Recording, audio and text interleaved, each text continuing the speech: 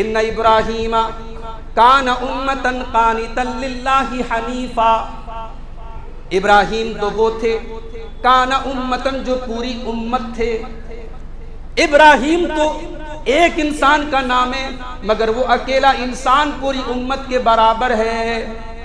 ابراہیم کے اندر جو توحید ہے وہ پوری امت کے برابر ہے، ابراہیم کے اندر جو ایمان ہے وہ پوری امت کے برابر ہے۔ وَلَمْ يَكُ مِنَ الْمُشْرِكِينَ، اور اے ابراہیم سے محبت کا دعویٰ کرنے والے یہودیوں، اے ابراہیم سے محبت کا دعویٰ کرنے والے عیسائیوں، اور اے مکہ کے کافروں، تم بھی تو ابراہیم کو اپنا باپ کہتے ہو۔ میرا ابراہیم مشرک نہیں تھا، وَلَمْ يَكُ مِنَ الْمُشْرِكِينَ، میرا ابراہیم تو موحدین کا امام تھا، وہ تو توحید والوں کا امام تھا، اس کا شرک سے دور دور تک کوئی ناتا نہیں تھا۔ مسلمانوں، تمہارے لیے نمونہ ہے ابراہیم علیہ السلام کی زندگی اور ان کے ساتھیوں کی زندگی۔ سوال یہ پیدا ہوا ہے، اللہ ابراہیم کیوں نمونہ ہے؟ ابراہیم نے ایسا کون سا کارنامہ انجام دیا؟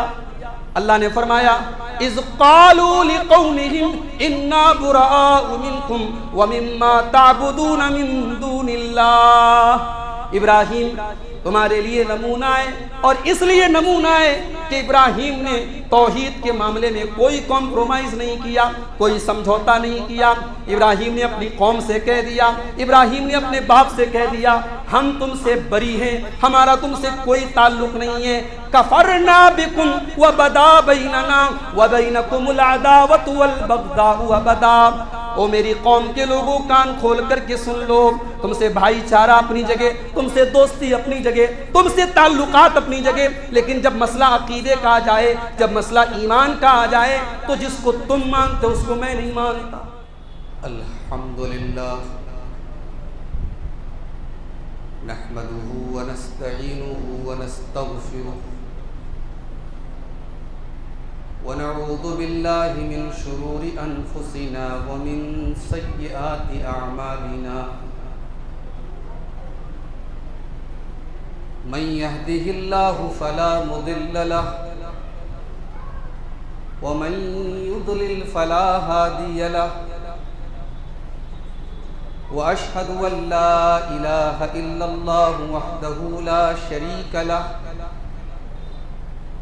واشهد ان محمدا عبده ورسوله،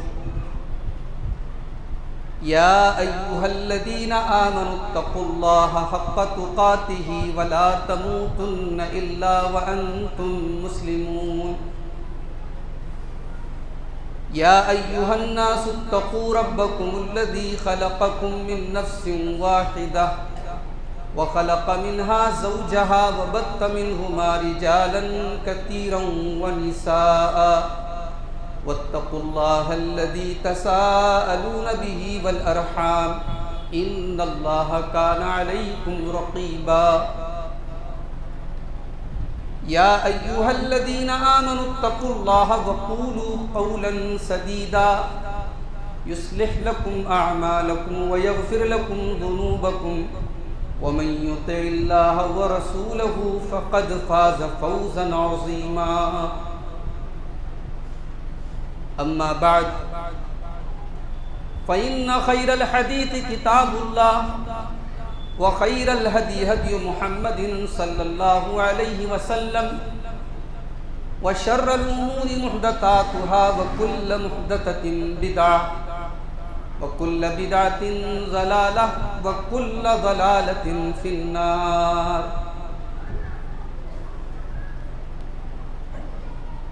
اعوذ باللہ من الشیطان الرجیم، بسم اللہ الرحمن الرحیم۔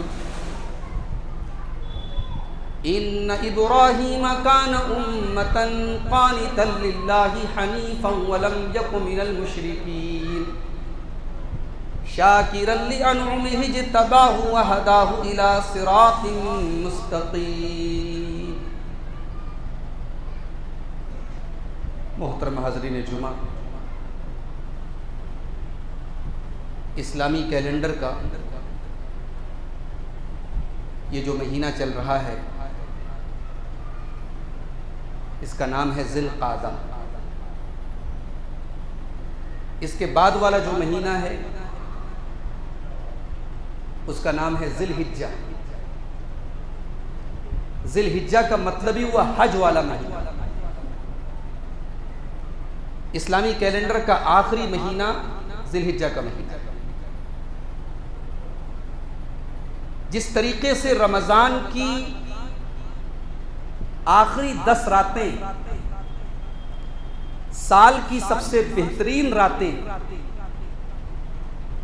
ویسے ہی ذی الحجہ کے پہلے 10 دن سال کے سب سے بہترین دن. یہ الگ بات ہے کہ ہمارے سماج میں رمضان کی تو تھوڑی بہت قدر کی جاتی ہے، ذی الحجہ کی کوئی قدر نہیں کی جاتی.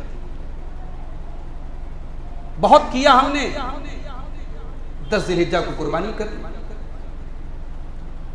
لیکن یہ اس عشرے کی توہین ہے، ان 10 دنوں کی توہین ہے جو ہم کرتے ہیں. سال کے سب سے بیسٹ، سب سے بہترین دن، اور ہم اس کو ایسے گزار دیتے ہیں. اللہ کے پیارے نبی صلی اللہ علیہ وسلم فرماتے ہیں کہ اللہ تبارک و تعالیٰ کو ان 10 دنوں کی نیکی جتنی پسند ہے اتنی کوئی اور نیکی اللہ کو پسند نہیں. ما من ایام العمل الصالح فیہن احب الی اللہ من ہذہ الایام. ان 10 دنوں کے اندر جو بھی نیک عمل کیا جائے اللہ تعالیٰ کو اس سے زیادہ کوئی عمل محبوب نہیں ہے، کوئی عمل پسند نہیں ہے. صحابہ نے پوچھا ہے اللہ کے نبی وَلَا الْجِهَادُ فِي سَبِيلِ اللَّهِ، ان 10 دنوں کے علاوہ اگر باقی دنوں میں کوئی اللہ کی راہ میں جہاد کر رہا ہے، اپنے جان و مال کو داؤں پہ لگا رہا ہے، کیا اس سے بہتر ان 10 دنوں کی نیکی اور ان کا کام ہے؟ آپ نے فرمایا وَلَا الْجِهَادُ فِي سَبِيلِ اللَّهِ، ان 10 دنوں کی نیکی کا مقابلہ جہاد بھی نہیں کر سکتا. إِلَّا رَجُلٌ خَرَجَ بِنَفْسِهِ وَمَالِهِ فَلَمْ يَرْجِعْ بِذَلِكَ مِنْ شَيْءٍ. ہاں اگر ایک انسان اللہ کی راہ میں گیا جہاد فی سبیل اللہ میں اور اپنی جان اور مال سب قربان کر کے اللہ کی راہ میں شہید ہو گیا، اس کا مقام زیادہ بڑا ہے، ورنہ عام دنوں کی نیکی ان 10 دنوں کے برابر نہیں ہو سکتی. میرے بھائیوں، کبھی اپنے گریبانوں میں ہم جھانکیں اور سوچیں ان 10 دنوں میں ہم کیا کریں. اچھا، ایک سوال پیدا ہوتا ہے، ان 10 دنوں کی اتنی فضیلت کیوں، اتنا بڑا مقام ان 10 دنوں کو کیوں دیا گیا؟ بھئی رمضان کی بات تو سمجھ میں آتی، رمضان میں قرآن اترا، رمضان سارے مہینوں کا سردار ہے. ان 10 دنوں میں ایسی کیا خاص بات؟ تو نوٹ کیجئے کہ یہ وہ 10 دن ہیں جس میں ہماری شریعت کی ٹاپ کی عبادتیں اکٹھا ہو جاتی ہیں. بھئی رمضان میں ہم روزہ رکھتے، روزہ کبھی بھی رکھ سکتے. رمضان میں تہجد پڑھتے، تہجد کبھی بھی پڑھ سکتے. رمضان میں ہم قرآن پڑھتے ہیں، قرآن کبھی بھی پڑھ سکتے. مگر ان 10 دنوں میں کچھ نیکیاں ایسی ہیں جو سال کے کسی اور دن میں نہیں کی جا سکتی. انہی 10 دنوں میں حج کیا جاتا ہے. اللہ کے لاکھوں بندے اپنا گھر بار چھوڑ کر، اپنے بچوں کو چھوڑ کر، اپنے پریوار کو چھوڑ کر، کوئی امیر ہے، کوئی غریب ہے، کوئی گورا ہے، کوئی کالا ہے، کوئی حبشہ کا ہے، کوئی یورپ کا ہے، کوئی انڈیا کا ہے، اپنے گھر کے کروڑ پتی لوگ ایک معمولی سی احرام کی چادر میں اللہ کے گھر کا طواف کرتے ہیں. مینا میں شیطان کو کنکری مارتے ہیں، عرفات میں اللہ سے دعائیں کرتے ہیں. یہ منظر سال کے کسی اور دن میں آپ کو نہیں. انہی 10 دنوں میں قربانی کی جاتی ہے. دنیا کے کروڑوں مسلمان اپنے اپنے جانوروں پر اللہ کا نام لے کر ان کی قربانی کرتے ہیں. انہی 10 دنوں میں 9 ذی الحجہ کی جو تاریخ عرفہ کا دن، 9 ذی الحجہ کا روزہ اگر رکھا جائے، اللہ کے پیارے نبی نے فرمایا کہ پچھلے 1 سال اور اگلے 1 سال کے گناہوں کا کفارہ بنتا ہے.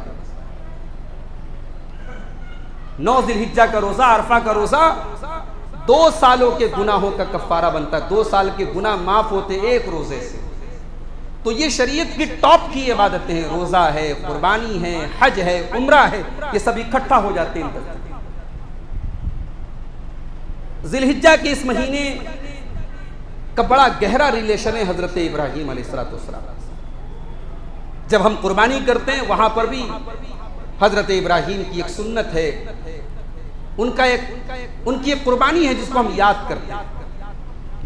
ہم حج کرتے ہیں، جس خانے کعبہ کا طواف کرتے ہیں اس خانے کعبہ کو آج سے ہزاروں سال پہلے، تو حج کے اس پورے ارکان میں، قربانی میں، اس پورے ذی الحجہ کے مہینے ہمیں قدم قدم پر ابراہیم علیہ السلام یاد آتے ہیں۔ سوال یہ ہے ابراہیم کون ہے؟ اگر موٹے لفظوں میں کہوں، پوری دنیا میں ابراہیم علیہ السلام اکلوتے ایسے انسان ہیں جن کو آج کی دنیا میں 2/3 آبادی، دنیا کی 2/3 آبادی جن کی رسپیکٹ کرتی ہے، جن کا احترام کرتی ہے، جن کو اپنا فور فادر مانتی ہے، اپنا باپ مانتی ہے۔ بھئی ہم تو مانتے ہی ہیں، یہودی مانتے ہیں، کرسچین مانتے ہیں، یہودی اور عیسائی بھی حضرت ابراہیم علیہ السلام کو اپنا فور فادر مانتے ہیں، اپنا جد امجد مانتے ہیں، ان کا احترام کرتے ہیں۔ بائبل کے اندر حضرت ابراہیم کی پوری سیرت بیان ہے، لیکن ان کے ابراہیم کو ماننے میں اور ہمارے ابراہیم کو ماننے میں بہت فرق ہے۔ ہم ابراہیم کو مانتے ہیں، ابراہیم کے نظریے کو بھی مانتے ہیں۔ جیسے آج نبی کی ذات کی بات ہو رہی ہے نا، بھئی فلاں نے نبی کی ذات کی توہین کر دی، ہم بڑے غصے میں آگئے، بڑے جذبات میں آگئے، ہم نے پروٹیسٹ کیا، ہم نے یہ کیا، ہم نے وہ کیا۔ بھئی نبی کی ذات سے تو سب کو محبت ہے، نبی کی بات سے کس کو محبت ہے؟ اللہ کے نبی کی ذات سے محبت بھی دیکھی جائے گی اور نبی کی بات سے محبت بھی دیکھی جائے گی۔ ابراہیم سے محبت تو آج عیسائی بھی کرتا ہے، یہودی بھی کرتا ہے۔ ابراہیم کے نظریے کو کس نے فالو کیا؟ ابراہیم کی آئیڈیالوجی کو کس نے فالو کیا؟ ابراہیم جو مشن لے کے آئے اس مشن کو کس نے فالو کیا؟ یہ آج کے خطبہ جمعہ میں ہم آپ کو بتانا چاہتے ہیں۔ ابراہیم تھے کون؟ قرآن کریم میں اللہ تعالیٰ نے 14ویں پارے میں 2 آیتوں میں ایک شارٹ انٹروڈکشن دیا، ایک مختصر تعارف پیش کیا حضرت ابراہیم۔ ابراہیم کون تھے؟ ان ابراہیم کان امتا قانتا للہ حنیفا۔ ابراہیم تو وہ تھے، کان امتا جو پوری امت تھے۔ ابراہیم تو ایک انسان کا نام ہے، مگر وہ اکیلا انسان پوری امت کے برابر ہے۔ ابراہیم کے اندر جو توحید ہے وہ پوری امت کے برابر ہے، ابراہیم کے اندر جو ایمان ہے وہ پوری امت کے برابر ہے۔ ایک اکیلا ابراہیم پوری امت کے برابر، پوری کمیونٹی کے برابر ہے، پوری قوم کے برابر۔ قرآن کریم میں اللہ تعالیٰ نے کسی اور کے بارے میں یہ جملہ استعمال نہیں کیا۔ ابراہیم امت تھے، کیسی امت تھے؟ قانتا للہ، واللہ تعالیٰ کے فرما بردار تھے، واللہ تعالیٰ کے اطاعت کرنے والے، فرما برداری کرنے والے، اللہ کے حکم کے آگے سبمیشن کرنے والے، سرنڈر کرنے والے، اللہ کے احکامات کو فالو کرنے والے تھے۔ قانتا للہ، وہ اللہ کے پکے فرما بردار تھے، وہ سکھ میں بھی اللہ کے فرما بردار تھے، وہ دکھ میں بھی اللہ کے فرما بردار تھے، وہ نعمت میں بھی اللہ کے فرما بردار تھے، وہ مصیبتوں میں اللہ کے فرما بردار تھے۔ باپ کے ساتھ تھے تب بھی اللہ کے فرما بردار تھے، باپ نے گھر سے نکال دیا تب بھی اللہ کے فرما بردار تھے، اللہ نے بڑھاپے میں بیٹا دیا تب بھی اللہ کے فرما بردار تھے، اللہ نے کہا دودھ پیتے بچے کو چھوڑ کے چلے آؤ تب بھی وہ اللہ کے فرما بردار تھے۔ بیٹا جوان ہوا، اللہ نے اسماعیل کی قربانی کا حکم دے دیا، ابراہیم تب بھی اللہ کے فرما بردار تھے۔ کان امتن قانتا للہ، ابراہیم تو وہ بندہ تھا میرا جو ہر حال میں اللہ کا وفادار تھا۔ ہم اور آپ کیا ہیں؟ مسلمان ہیں، کیا پہچان ہے بھائی؟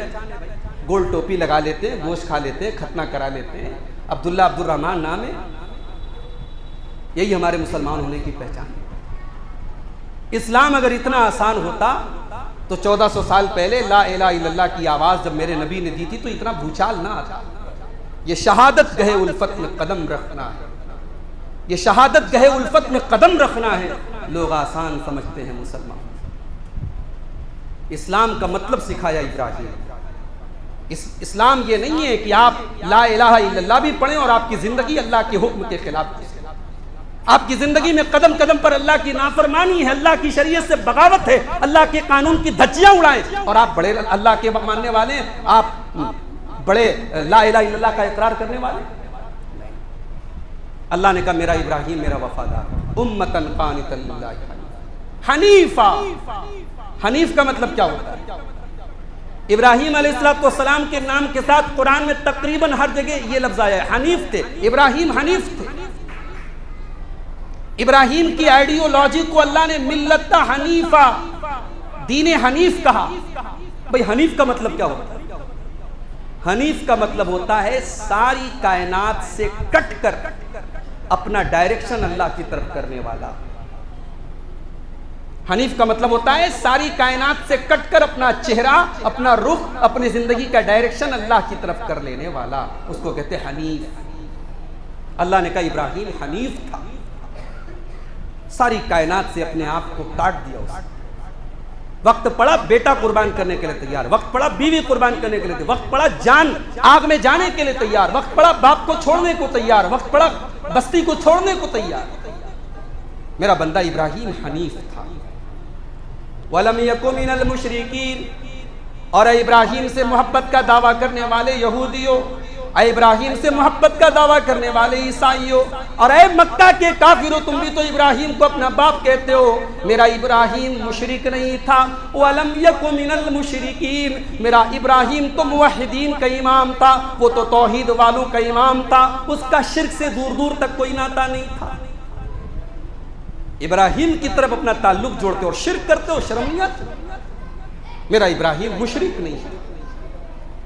شاکر لانعمہ، وہ اللہ کی نعمتوں کا بہت بڑا شکر گزار تھا۔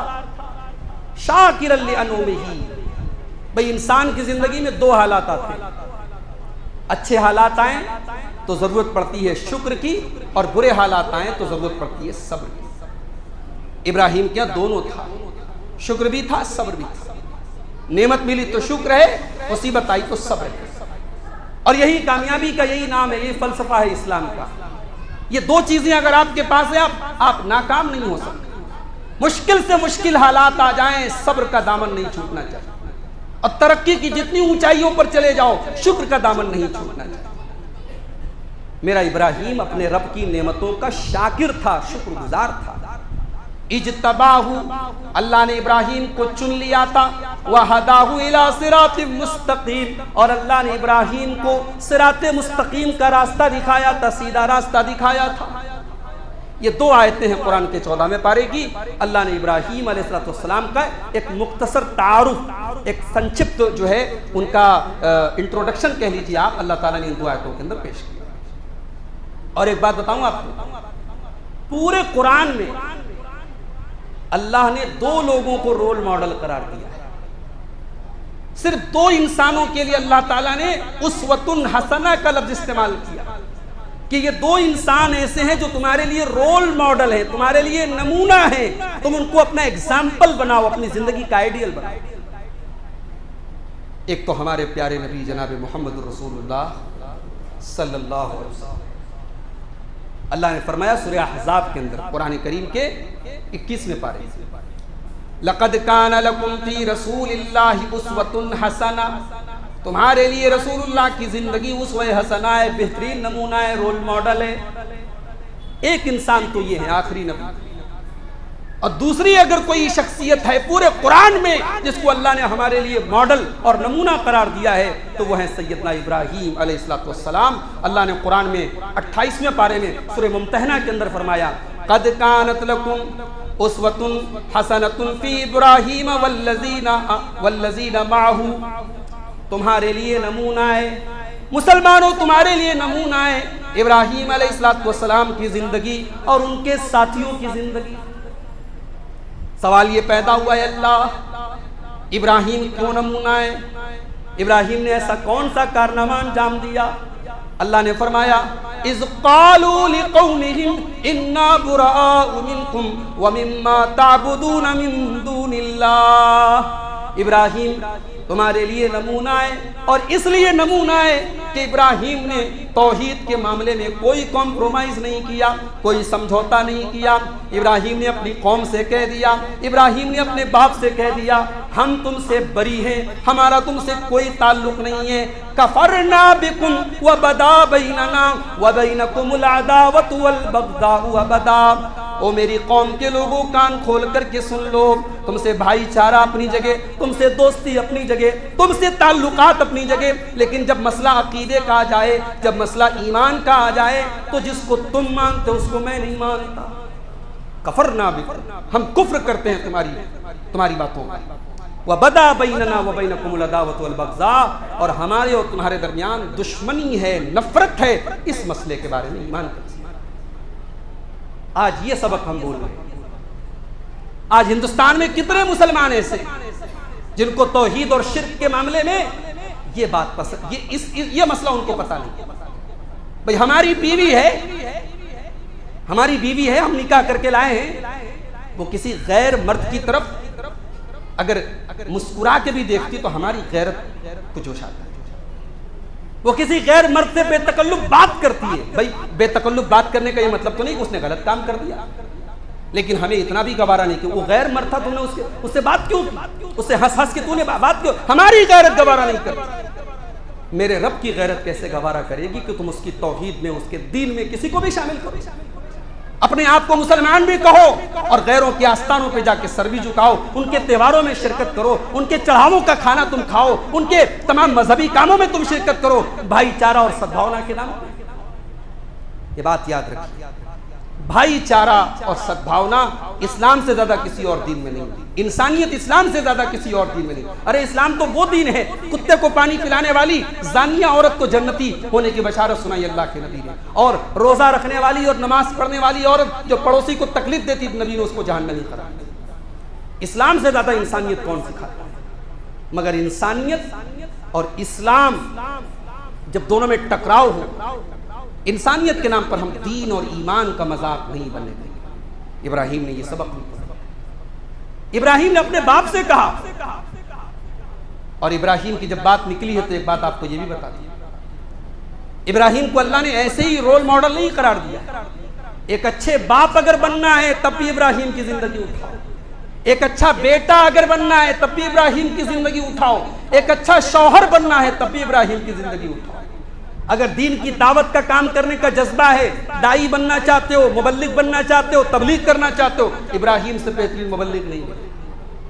اگر دین کے لیے مناظرہ کرنا چاہتے ہو، ڈیبیٹ کرنا چاہتے ہو، غیروں کے ساتھ بیٹھ کر کے ڈسکشن کرنا چاہتے ہو، ابراہیم کی زندگی میں ایک بہترین ڈیبیٹر، ایک بہترین مناظر آپ کو ملے۔ بیٹے کیسے ابراہیم؟ باپ مشرک ہے، ابراہیم توحید پر ہے۔ اب بیٹے کو باپ کو توحید سمجھانا ہے، توحید کا سبق بھی دینا ہے، اور باپ کا احترام بھی ملحوظ رکھنا ہے، باپ کا جو درجہ ہے اس کا بھی خیال رکھنا ہے۔ قرآن کریم کا 16واں پارہ اٹھائیے، سورہ مریم کی آیتیں پڑھیے، کیا بہترین کمبینیشن ہے توحید کی دعوت کا اور باپ کے احترام کا۔ ابراہیم نے ہم کو سبق سکھایا ہے، باپ غلط ہے تب بھی باپ ہے، باپ نے آپ کو تکلیف پہنچائی تب بھی باپ ہے، باپ کے فیصلے غلط ہیں تب بھی وہ باپ ہے، باپ نے آپ کے ساتھ ناانصافی کی تب بھی آپ کا باپ ہے۔ باپ کا احترام اور باپ کا درجہ نہیں چھوڑنا چاہیے۔ اگر اس نے آپ کے ساتھ غلط کیا وہ اللہ کے جواب دہ ہوگا۔ آپ اپنے باپ سے بدتمیزی کریں، اپنے باپ کے ساتھ ذلت آمیز سلوک کریں، اسلام اس کی اجازت دی۔ وَاذْكُرْ فِي الْكِتَابِ إِبْرَاهِيمَ إِنَّهُ كَانَ صِدِّيقًا نَبِيًّا، میرے بندے ابراہیم کو یاد کرو، قرآن کے اندر وہ اللہ کا سچا نبی تھا۔ اذ قال لأبيه یا ابت لم تعبد ما لا يسمع ولا يبصر ولا يغني عنك شيئا، یاد کرو جب میرا بندہ ابراہیم اپنے باپ سے کہہ رہا تھا، اے ابا جان آپ کیوں ایسی چیزوں کی عبادت کرتے ہیں جو سن نہیں سکتی، جو دیکھ نہیں سکتی، جو نفع نقصان کی مالک نہیں ہے۔ یا ابتی انی قد جاءنی من العلم ما لم یاتک فاتبعنی اہدک صراطا سویا، اے ابا جان میرے پاس اللہ کی طرف سے صحیح دین آ چکا ہے، آپ مجھے فالو کیجئے، میں آپ کو صراط مستقیم پر لے کر کے چلوں گا۔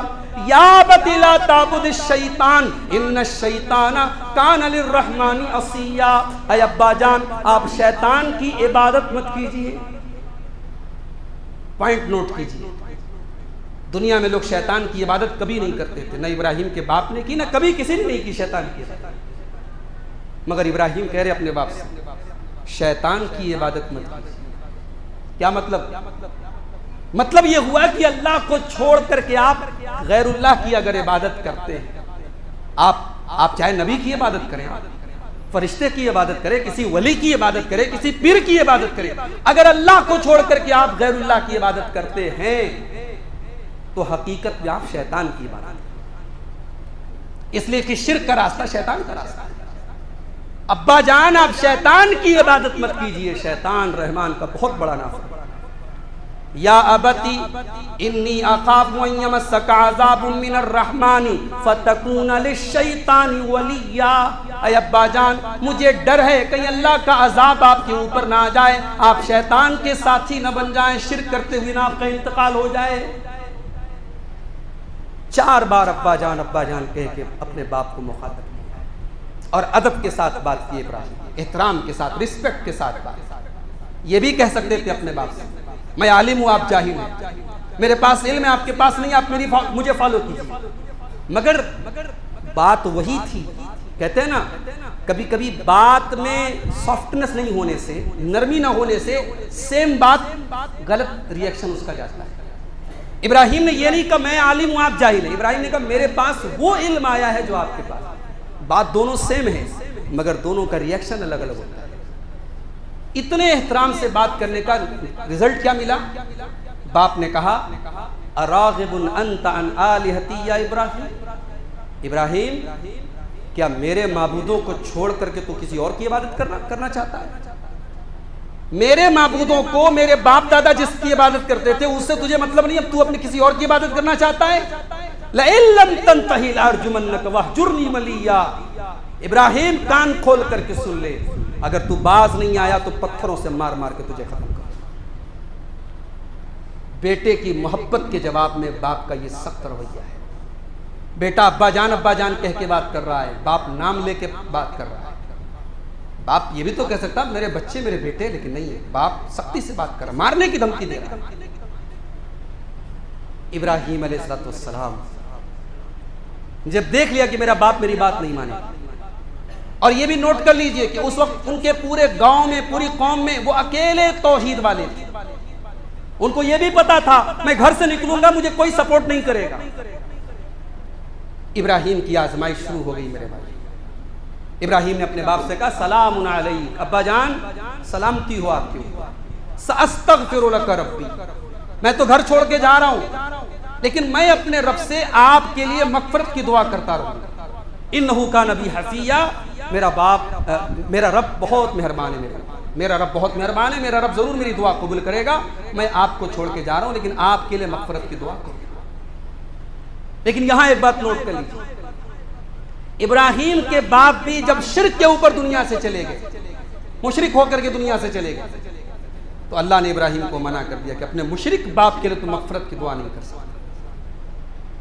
قرآن کریم میں اللہ نے سورۃ توبہ کے اندر فرمایا وَمَا كَانَ اسْتِغْفَارُ إِبْرَاهِيمَ لِأَبِيهِ إِلَّا عَن مَوْعِدَةٍ وَعَدَهَا إِيَّاهُ، ابراہیم نے اپنے باپ کے لیے جب مغفرت کی دعا مانگی تو باپ سے وعدہ کیا تھا، وعدے کو انہوں نے نبھایا تھا۔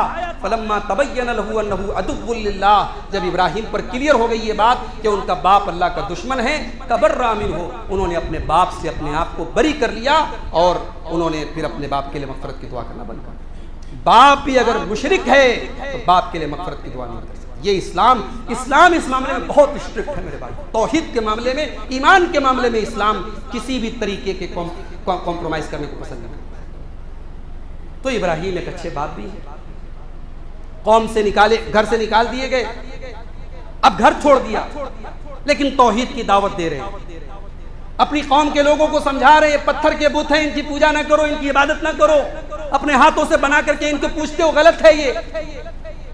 قوم کے لوگوں نے پھر کس کی عبادت کریں؟ پھر کہا اللہ کی عبادت کرو جو تمہارا رب ہے، آسمان کا رب ہے، زمین کا رب ہے، کائنات کا رب ہے، اس کی عبادت کرو۔ قوم کے لوگ ستاروں کی پوجا کرتے تھے، سورج کی پوجا کرتے تھے، چاند کی عبادت کرتے تھے۔ ابراہیم علیہ السلام ایک دن اپنی قوم کے ساتھ کھلے آسمان کے نیچے تھے، آسمان میں تارے چمک رہے تھے۔ کہا ہے میری قوم کے لوگوں ھذا ربی، یہ ستارہ میرا رب ہے، اس کو رب مانتے ہو نا؟ فلما افل، ستارہ اپنے ٹائم تک نظر آیا، اس کے بعد اوجھل ہو گیا، غائب ہو گیا۔ قال لا احب الآفلین، کہا ہے میری قوم کے لوگوں یہ ستارہ رب کیسے ہو سکتا ہے جو اپنے ظاہر ہونے اور اوجل ہونے کے پیچھے ایک سسٹم کا پابند ہو، ایک شیڈیول کا پابند ہو، جو اپنی مرضی سے آ نہیں سکتا، اپنی مرضی سے جا نہیں سکتا، وہ رب کیسے ہو سکتا ہے؟ پھر اگلے دن پھر کھلے آسمان کے نیچے قوم کے ساتھ بیٹھے تھے، چاند چمک رہا، فلما رأى القمر بازغا، جب چاند کو چمکتے ہوئے دیکھا، قال ھذا ربی، کہا یہ میرا رب ہے۔ کہا ہے میری قوم کے لوگوں یہ چاند جس کو تم رب مانتے ہو نا، چلو میں بھی مان لیتا ہوں یہ میرا رب ہے۔ یہ ڈیبیٹ کرنے کا، مناظرہ کرنے کا ایک انداز ہے، سامنے والے کی بات کو تھوڑی دیر کے لیے سپوز کر لیا جائے، کہ چلو مان لیتا ہوں یہ میرا رب ہے۔ فلما فلا، جب چاند بھی غائب ہو گیا، قال لئن لم يهدني ربي لأكونن من القوم الضالين، کہا کہ میرے رب نے اگر مجھے ہدایت نہ دی ہوتی تو تمہاری طرح میں بھی گمراہ ہو گیا ہوتا، چاند کی عبادت کرتا۔ اگلے دن صبح کو سورج نکل رہا تھا، سورج روشن ہوا، ابراہیم اپنی قوم کے ساتھ کھڑے ہیں، سورج نکلا، قال ھذا ربی ھذا اکبر، کہ یہ سب سے بڑا ہے، یہ چاند سے بھی بڑا ہے، تارے سے بھی بڑا ہے، یہ میرا رب ہے، چلو سپوز کر لو یہ میرا رب ہے۔ لیکن سورج شام کو مغرب کے ٹائم جب ڈوب گیا، فلما افلت، جب سورج ڈوب گیا، قال یا قوم انی بریء مما تشرکون، کہا ہے قوم کے لوگوں سن لو یہ شرک ہے اور میں تمہارے شرک سے بری ہوں۔ انی وجہت وجہی للذی فطر السماوات والارض حنیفا وما انا من المشرکین، میں اپنا چہرہ اس اللہ کی طرف کرتا ہوں جس نے زمین و آسمان کو پیدا کیا اور میں مشرک ہوں۔ یہ مناظرہ کرنے کا انداز تھا۔ ایک بار اپنی قوم کے لوگوں سے کہا تمہارے بتوں کو توڑ ڈالوں گا، ختم کر دوں گا۔ قوم کے لوگوں نے کہا اس کی کیا ہمت ہے، کیا مجال ہے، بڑی بڑی باتیں کر رہا ہے، اکیلا ہے یہ، کیا کرتا ہے۔ ایک دن قوم کے لوگ کسی تہوار میں، کسی میلے میں گئے تھے، 22 سال کی عمر تھی حضرت ابراہیم کی، جوان تھے، بالکل ینگ تھے، گئے ہتھوڑا لے کر کے اپنی قوم کی عبادت خانے میں، سارے بتوں کو توڑ دیا، بڑے والے کو چھوڑ کے باقی سب کو توڑ دیا۔ اور قرآن کہتا ہے فجعلہم جزازا، توڑا نہیں، پاؤڈر کر دیا، ریزہ ریزہ کر دیا۔ اس کا مطلب یہ ہوا کہ فزیکلی بھی حضرت ابراہیم بڑے اسٹرانگ ہیں۔ آج ہمارے نوجوان بھی ماشاءاللہ جم وغیرہ جاتے ہیں، بڑے شوقین ہوتے ہیں باڈی واڈی بنانے کے۔ بھائی ابراہیم کی سنت ہے باڈی بنانا، مگر وہ باڈی استعمال کہاں ہو رہی ہے، وہ طاقت خرچ کہاں ہو رہی ہے، یہ قابل غور مسئلہ ہے۔ طاقت اگر ظلم کرنے کے لیے خرچ ہو رہی ہے، طاقت اگر کسی پر زیادتی کرنے کے لیے خرچ ہو رہی ہے تو پھر غلط ہے۔ طاقت انصاف کرنے کے لیے اور اللہ کی زمین پر حق کو ثابت کرنے کے لیے اگر طاقت صرف ہو رہی ہے تو اچھی بات ہے۔ ابراہیم نے بتوں کو توڑ دیا، قوم کے لوگ آئے، کہ یہ ہمارے بتوں کا اتنا برا حال کس نے کیا؟ کچھ لوگوں نے کہا ابراہیم نام کا ایک نوجوان ہے، قالوا سمعنا فتن، ایک نوجوان ہے جس کا نام ابراہیم ہے، اسی کی یہ حرکت ہوئی۔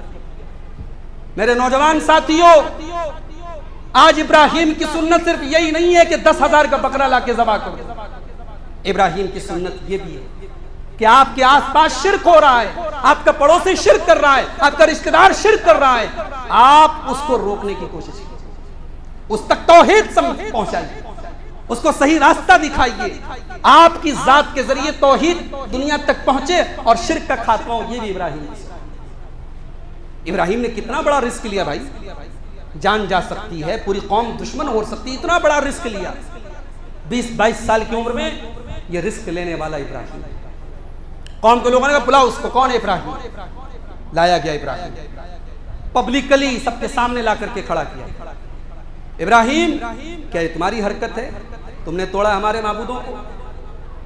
ابراہیم علیہ السلام نے انکار نہیں کیا، یہ بھی کہ میں نے نہیں توڑا، کہا یہ بڑے والے حضرت بل فعلہ کبیرہم ھذا، یہ بڑے والے نے توڑا ہوگا، ان سے پوچھئے، سب ٹوٹ گئے، یہ بچے ہیں، انہی کی حرکت ہوگی۔ اب ایسا لگ رہا ہے یہاں ابراہیم علیہ السلام جھوٹ بول رہے ہیں، یہ جھوٹ نہیں ہے، اس کو جھوٹ نہیں کہتے، اس کو عربی میں کہتے توریہ، ضرورت پڑنے پر سامنے والے کو چکمہ دے دینا، جھوٹ بھی نہ بولنا اور ایسی بات کہہ دینا کہ سامنے والا چکمہ کھا جائے۔ ابراہیم علیہ السلام کا مقصد یہ تھا ان کے بڑے نے توڑا، یعنی میں نے توڑا ہے بھائی، میں ان سے بڑا ہوں، ان کی کیا اوقات ہے میرے سامنے، لیکن سامنے والے کو یہ سمجھانا ہے ارے دیکھو یہ بڑے والا جو بت ہے یہ باقی ہے، باقی سب ٹوٹ گئی، اس کی حرکت ہوگی، اس نے توڑا ہے۔ اچھا اس نے توڑا ہے، تھوڑی دیر کے لیے قوم کے لوگوں کو تھوڑی سی عقل آئی کہ یار ہم لوگ بھی کتنے نادان ہیں، ہم ایسے لوگوں کی عبادت کرتے ہیں جو ٹوٹ گئے، اپنے آپ کو بچا نہیں پائے، اور وہ ہماری بگڑی بناتے ہیں۔ تھوڑی دیر کے لیے عقل آئی، پھر لیکن فوراً پلٹ گئے، کہنے لگے اے ابراہیم لقد علمت ما هؤلاء ينطقون، تم جانتے ہو یہ بول نہیں سکتے، تم کہہ رہے ہو ان سے پوچھو، میں ہم ان سے کیسے پوچھیں، یہ تو بول نہیں سکتے۔ کہا اچھا جی بول نہیں سکتے، بگڑی بنا سکتے ہیں، نفع نقصان کے مالک ہیں، اولاد دے سکتے ہیں، روزی دے سکتے ہیں، ان کا ڈر ہے تمہارے دل میں، یہ کچھ کر نہیں سکتے، بول نہیں سکتے۔ اف لکم ولما تعبدون من دون اللہ، اے میری قوم کے لوگوں افسوس ہے تمہاری عقل کے اوپر اور افسوس ہے تمہاری معبود۔ اب دلیل کے اعتبار سے ابراہیم حاوی ہو چکے، ان کی دلیل کا سامنے والے کے پاس کوئی جواب نہیں ہے۔ اب یہ ہمیشہ سے دستور رہا ہے کہ جب اہل حق کی دلیل کا اہل باطل کے پاس کوئی جواب نہیں ہوتا تو پتھراؤ کرتے ہیں، وہ زیادتی کرتے ہیں، وہ ظلم کرتے ہیں، وہ پاور کا استعمال کرتے ہیں۔ ان لوگوں نے کہا خبردار یہ ہمارے معبودوں کا گستاخ ہے، اس کو قتل کیا جائے، اس کو سزائے موت دی جائے۔ لوگوں نے کہا اس کو سزائے موت دی جائے، اور موت بھی ایسی دی جائے جو پورے تاریخ میں عبرت بن جائے۔ چنانچہ ابراہیم کو جلانے کے لیے آگ تیار کی گئی، اور آگ بھی کیسی آگ؟ ایسی آگ کہ جس میں پورا گاؤں جلایا جا سکتا ہے، اتنی بڑی آگ ایک اکیلے ابراہیم کو جلانے کی۔ اور جب آگ بن کے تیار ہو گئی اور ابراہیم کو آگ میں ڈالا جانے لگا، ہائے ہائے ابراہیم اکیلے، پوری قوم اس آگ میں لکڑیاں دے رہی ہے، اس آگ میں ایندھن دے رہی ہے، اس آگ میں آگ کو بڑھانے کا کام کر رہی ہے۔ ابراہیم کا آنسو کوئی پوچھنے والا نہیں، ابراہیم کو کوئی تسلی دینے والا نہیں، ابراہیم کے سپورٹ میں کوئی ایک لفظ بولنے والا نہیں۔ ابراہیم کو اس آگ میں زندہ جلانے کی پوری تیاری ہوئی۔ جب ابراہیم کو آگ میں ڈالا جانے لگا، ابراہیم کے ماتھے پر کوئی شکن نہیں، ابراہیم کے چہرے پر کوئی افسوس نہیں ہے، ابراہیم کی زبان پر بس ایک ہی جملہ ہے، حسبی اللہ و نعم الوکیل۔ اے اللہ تیری توحید کے لیے تیرا بندہ آج آگ میں جا رہا ہے، اے اللہ کل بھی تو میرے لیے کافی تھا، آج بھی میرے لیے کافی ہے، کل بھی تو میرا کارساز تھا، آج بھی میرا کارساز ہے، تجھ سے بہترین کارساز، تجھ سے بہترین بگڑی بنانے والا کوئی نہیں، تو سب سے بہترین کارساز ہے۔ یہ کہا اور ابراہیم آگ میں چلے گئے، بے خطر کود پڑا آتش نمرود میں، عقل ہے محو تماشائے لبے بام۔ انسانی عقل، انسانی لاجک حیران ہے، یہ کون سا عشق ہے، یہ کون سی محبت ہے، یہ کون سی الفت ہے کہ نمرود کی آگ میں ابراہیم بے خوف و خطر کود رہے ہیں۔ لیکن وہ اللہ کی محبت تھی میرے بھائی۔ ابراہیم آگ میں گئے، اللہ نے ہواؤں کو نہیں بھیجا کہ جاؤ آگ کو بجھا دو، اللہ نے بارش نہیں نازل فرمائی کہ جاؤ آگ کو پانی میں بدل دو۔ آج اللہ نے ڈائریکٹ آگ سے کہا قلنا یا نار کونی بردا وسلاما علی ابراہیم، اے آگ تو میرے ابراہیم کے لیے ٹھنڈی ہو جا اور سلامتی والی ہو جا، خبردار میرے ابراہیم کے ایک بدن کا ایک بال کا ایک کوئی رواں، ان کا ایک رونگٹا بھی تجھے جلانا نہیں، تو میرے ابراہیم کے لیے ٹھنڈی ہو جا اور سلامتی والی ہو جا۔ یہ ابراہیم ہے میرے پیارے سے۔ ابراہیم کی زندگی میں ایک دور وہ بھی آیا، قوم نے نکال دیا، وطن چھوڑ کے چلے گئے، ساتھ میں بیوی ہے حضرت سارہ، اور بڑی خوبصورت تھی حضرت سارہ۔ راستے سے گزر ہوا ایک ظالم بادشاہ کے پاس، وہ ظالم بادشاہ کیریکٹر لیس تھا، اپنی سلطنت میں آنے والی عورتوں کا ریپ کرتا تھا اور شوہر کو قتل کروا دیتا تھا۔ حضرت ابراہیم اپنی بیوی کے ساتھ پہنچے، بادشاہ کے لوگوں نے اس کو قید کر لیا، دونوں میاں بیوی کو، اور حضرت ابراہیم کو کسی طریقے سے پتہ چل گیا کہ یہ بادشاہ عورت کی آبرو ریزی کرتا ہے اور شوہر کو جان سے مارتا ہے۔ حضرت ابراہیم نے اپنی بیوی سے کہا کہ اے سارہ، اگر تم سے یہ پوچھا جائے کہ میں کون ہوں تو حکمت کا تقاضا یہ ہے، یہاں جان بچانے کا تقاضا یہ ہے کہ تم اپنے آپ کو میری بہن کہنا۔ شریعت کا ایک اصول ہے کہ جب دو خطرناک چیزیں اکٹھا ہو جائے، دو ہی آپشن ہے، تھرڈ کوئی آپشن نہیں ہے۔ جب زندگی میں ایسی سچویشن آ جائے کہ دو آپشن ہیں اور دونوں خطرناک آپشن ہیں، تو اس میں سے جو ہلکے خطرے والا آپشن ہو اس کو سلیکٹ کر لیا جائے۔ یہ شریعت کا ایک اصول ہے، اور یہ اصول یہاں حضرت ابراہیم نے استعمال کیا۔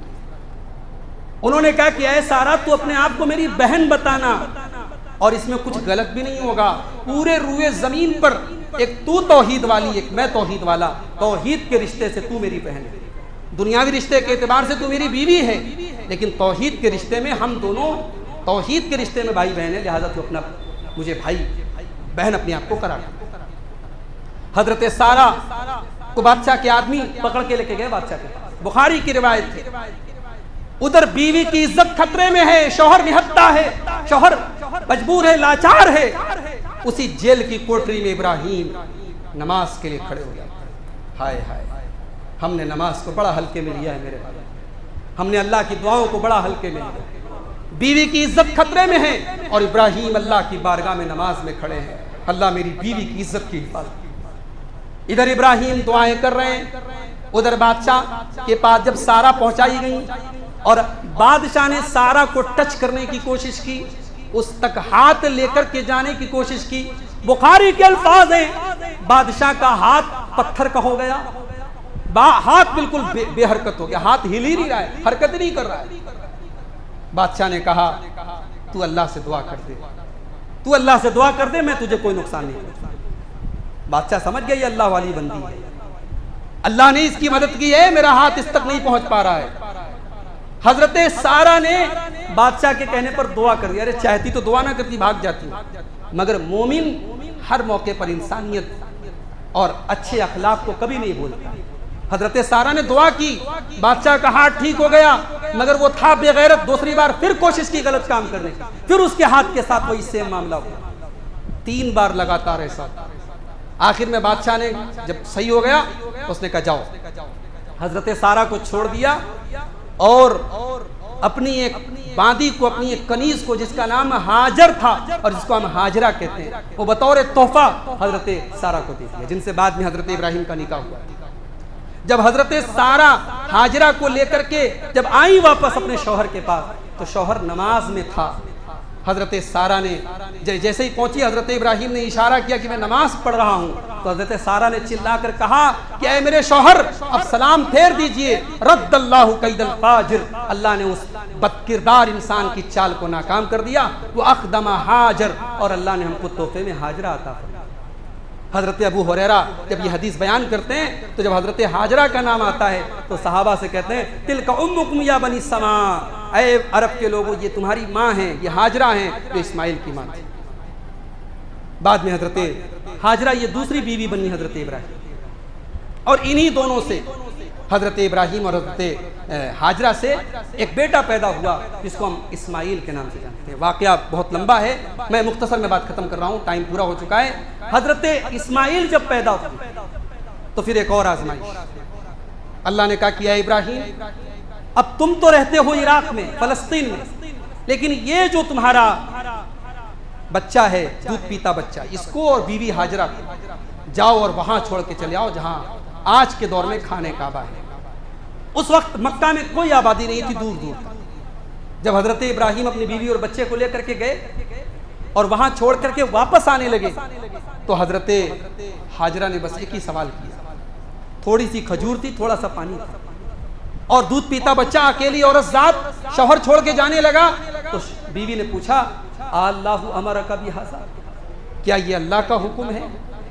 کیا یہ اللہ کا حکم ہے؟ کہا کہ ہاں اللہ کا حکم۔ لوگ کہتے ہیں کہ عورت بڑی کمزور ہوتی ہے، لوگ کہتے ہیں عورت بڑی ایموشنل ہوتی ہے، بڑی جذباتی ہوتی ہے۔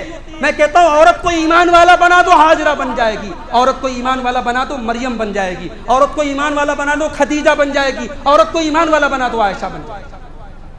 عورت اگر کردار میں ڈھل جاتی ہے تو ہاجرہ جیسی عورتیں تیار ہوتی ہیں جو فولاد بن کے تیار ہوتی ہیں۔ میرے بھائیوں، کروڑوں مرد ہاجرہ کے برابر نہیں، اس اکیلی عورت ذات کا کردار دیکھیے۔ جب شوہر نے یہ کہا یہ اللہ کا حکم ہے تو بڑے کانفیڈنس کے ساتھ حضرت ہاجرہ نے کہا اذن لا یزین اللہ ابدا، اگر اللہ کا حکم ہے تو اے میرے سرتاج آپ جا سکتے ہیں، اللہ اپنے بندوں کو برباد نہیں کرتا۔ ہم نے اللہ کی کوئی نافرمانی نہیں کیا، ہم نے اللہ کو ناراض نہیں کیا، ہم نے کچھ غلط نہیں کیا، اللہ ہمیں برباد نہیں کرے۔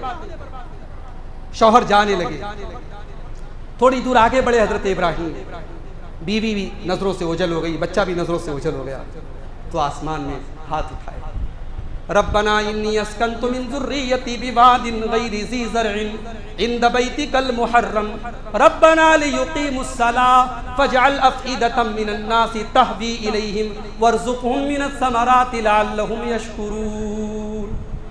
کہا پروردگار تیرے حکم پر اپنی بیوی اور بچے کو یہاں چھوڑ کے جا رہا ہوں، ایک ایسی جگہ چھوڑ کے جا رہا ہوں جو وادی غیر ذی زرع ہے، جہاں اناج کا کوئی دانہ بھی نظر نہیں آ رہا ہے، جہاں دور دور تک پانی بھی نظر نہیں آ رہا ہے۔ اے اللہ تیرے حکم پر میں چھوڑ کے جا رہا ہوں۔ ربنا لیقیموا الصلاۃ، اے اللہ اگر میری اولاد یہاں پہ پھلے پھولے گی تو اے اللہ تو میری آنے والی نسلوں کو، میری اولاد کو یہاں پہ تو نماز قائم کرنے کی توفیق عطا فرمانا۔ اللہ اپنی اولاد کے لیے دعا کر رہے ہیں کہ اللہ میری اولاد کو نمازی بنانا، یہاں نماز قائم کرنے کی توفیق دے۔ فَجْعَلْ أَفْئِدَةً مِّنَ النَّاسِ، اور اے اللہ تو لوگوں کے دلوں میں اس جگہ کی محبت ڈال دینا، اس جگہ کی الفت ڈال دینا، لوگوں کے دل کھنچ کر کے یہاں چلے آئیں۔ وَارْزُقْهُم مِّنَ الثَّمَرَاتِ، اور اے اللہ تو اس جگہ پھلوں کی روزی عطا فرمانا، تو میری اولاد کو پھلوں کی روزی عطا فرمانا۔ ایک ایک دعا اللہ نے اپنے بندے خلیل کی سنی۔ آج ہزاروں سال گزر گئے، آج ایک آدمی کے حج پر 4 لاکھ روپے کا خرچ آ رہا ہے، 4.25 لاکھ روپے کا خرچ آ رہا ہے، مگر آج بھی ہندوستان سے ہزاروں حاجی حج کرنے گئے، دنیا سے لاکھوں کروڑوں لوگ جاتے ہیں، اور جو نہیں گئے ہیں ان کا دل تڑپتا ہے، ان کا دل مچلتا ہے وہاں جانے کے۔ وہ ابراہیم کی دعا کا کیا اثر تھا، اللہ نے اس دعا کو کیسے قبول کیا میرے بھائی، کہ آج کون سا ایسا مسلمان ہے جس کا دل وہاں جانے کے لیے نہ مچے۔ ابراہیم نے کہا، اے اللہ اس جگہ میری اولاد کو نماز قائم کرنے کی توفیق، وہاں 24 گھنٹے اللہ کی عبادت ہو رہی ہے، 24 گھنٹے وہاں طواف ہو رہا ہے۔ ابراہیم نے دعا کیا، اے اللہ یہاں پھلوں کی روزی عطا فرما، آج دنیا کا کوئی پھل ایسا نہیں جو آپ کو مکہ میں نہ مل جائے۔ ابراہیم خلیل اللہ کی دعا تھی میرے پیارے سے۔ وقت میرا پورا ہو گیا ہے۔ ابراہیم علیہ السلام کی زندگی میں اس طریقے سے بہت سارے اسباق ہیں، انشاءاللہ کبھی موقع ملا پھر کبھی مزید جو ان کے حالات اس پر ہم بات کریں گے۔